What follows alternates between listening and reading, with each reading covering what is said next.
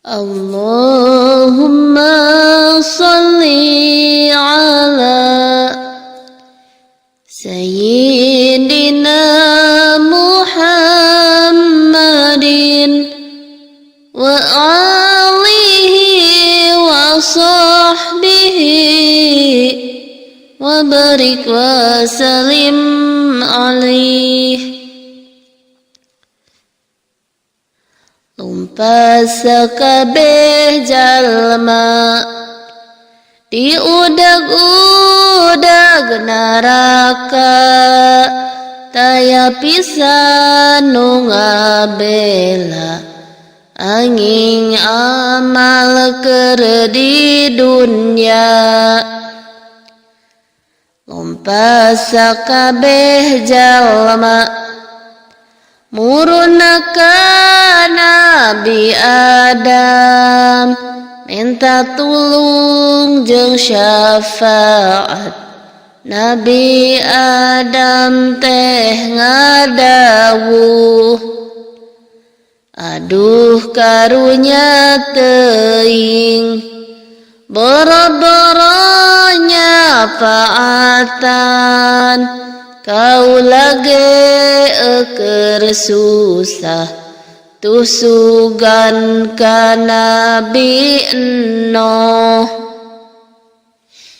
Lumpas sakabeh jalma muruna ka Nabi Nuh, minta tulung jeung syafaat.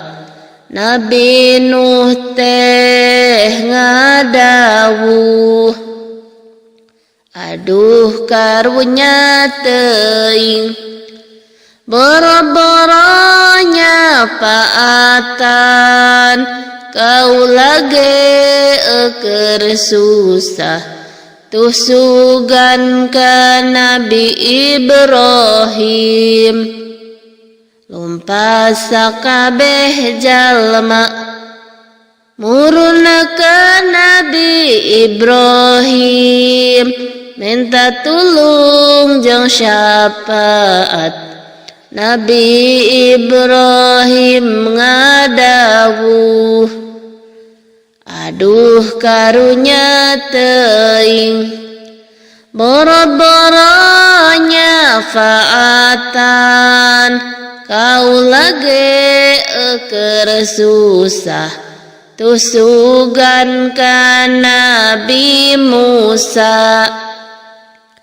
Lumpas sakabeh jalma muruna ka Nabi Musa, minta tulung jeung syafaat. Nabi Musa teh ngadawuh, aduh karunya teuing, boro-boro nyafaatan, kaula ge keur susah tusugan ka Nabi Muhammad. Lumpas sakabeh jalma muruna ka Nabi Muhammad, minta tulung jeung syafaat. Kangjeng Nabi terus sujud kaya yang agung, nyuhunkeun syafaat